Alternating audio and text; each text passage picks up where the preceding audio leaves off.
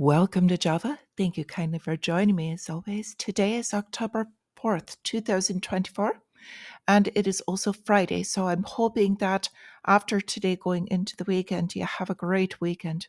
But we got a few things to talk about today aside from just the markets. So let's go ahead and get right into it. Running a little bit late today. So thank you kindly for your patience on that. We are expecting non-farm payrolls coming out 8:30 Eastern Daylight Time. So with that, we're going to have to watch kind of how the markets react to that if the numbers are off. The expectations is that they will be pretty close to as expected with the reports and not have them rocked with that. So starting with the main risk indicator has risen 244.1 on the MMRI. We're watching the 10-year yield gaining strength again, and the relative strength of the dollar falling. So it's kind of balancing out a little bit. However, those yields are telling us a bit of fear basically coming back in. It's mostly on Middle East tension. We'll talk about that in a moment. As far as the fear greed meter, we've got solid greed still in these markets. Retailers still pouring in, buying the dips, going longer. Now, we've got basically bond traders, which go off of the yields. We'll also be watching this jobs data coming out. And basically, it's all in relation to how large of a cut the Fed will do next time they meet. So we've got some pretty large news coming out, the first of which the ILA strike with the dock workers has been suspended. Now, it's not ended. They haven't clarified things, but there have been a few deaths due to lack of transport of medical supplies and some other things. So they have agreed to suspend the strike until January 15th, getting back to work and then getting some time to complete those negotiations. Now, that is also putting them past the election period. So pretty significant there. So we are expecting non-farm payrolls. Probably by the time I get this out, we will know about that. The market still is rather greedy and showing some buy signs. We've got oil is up on Middle East escalations. There were more firings last night. We'll talk about that in a little bit too. And what we expect also, especially in power hour, which is the last hour of trading, there could be an end of day clearing out, meaning people pulling profits and pulling positions prior to the weekend, given the global unrest, as well as some other things. So that could weaken the market toward the end of the day. So at the moment, we've got weak markets, this United States markets at the moment, pre-market showing some pretty strong weakness in it. Oil is up. The surprise here is that volatility is down. The VIX is down a bit. So that is normally a fear gauge. Now with this, we've got the future saying that this is positive. So expectations with the strike workers basically suspending that is a green market on open. We've got pressure on gold and silver because of this, moving out of the safety trades and into crude oil and stocks, probably for the bulk of the morning. Middle of the day is what it looks to is probabilities. And then, as I was just speaking about, weakening towards the end of the day. Now, cryptocurrencies are in for a bounce at the moment. Bitcoin back above the 61,000 level, and we'll watch how it behaves from here. But it looks to be bullish. So we've got a hedge fund manager saying that buying this Bitcoin dip is a no-brainer and going forward with that. Now, here's an oddity. We've got market rates rising amid the geopolitical tensions and uncertainty over future Fed cuts. So housing market not doing so well and facing more headwinds. It's not a big story for today, but going into next week and a little farther, this will come into play. So we've got in Barron's, basically what is going on is Israel launched new missile strikes on Beirut last night, and that is what is kicking oil prices forward. And these are some of the tickers being affected directly. So with this in our calendar, we are expecting pre-market non-farm payrolls, unemployment, wages. And then we've got New York Fed president coming out later, along with the Chicago Fed president. They can kind of manage what's going on again with their language. So we've got what we call the debasement trade going on, lifting Bitcoin and gold. This is from JP Morgan, basically debasing the currency. Everything priced in dollars will increase in value. So that's gold, silver, Bitcoin in a real assets, including stocks.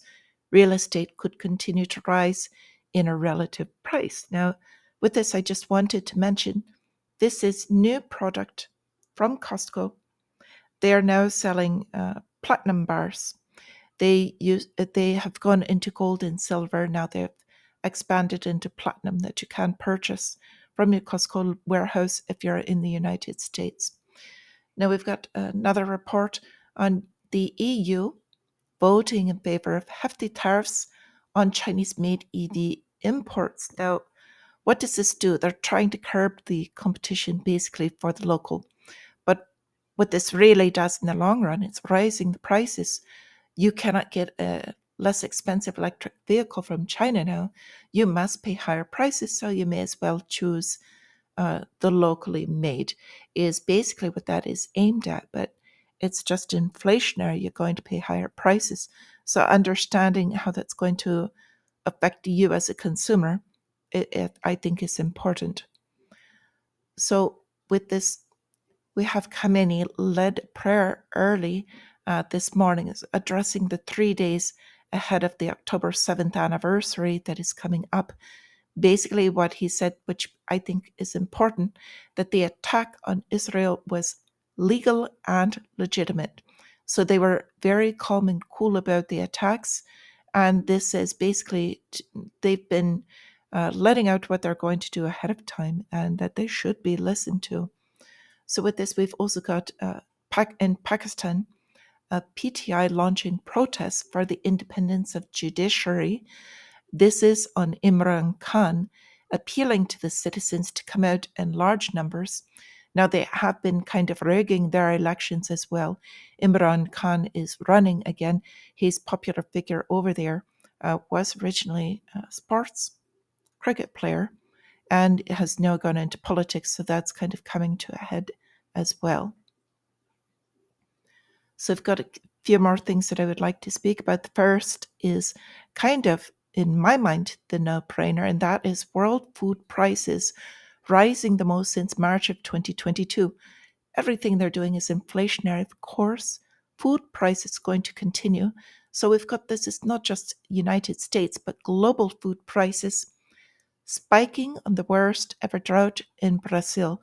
So it's not just Brazil, but basically across the board. Ukraine is producing a lot, and that is causing deflationary for them, and basically just large distortions in this. We can expect more inflation down the road, is the bottom line of all of this. So you will pay more. Everything you've saved in a currency denomination is going to basically be depleted.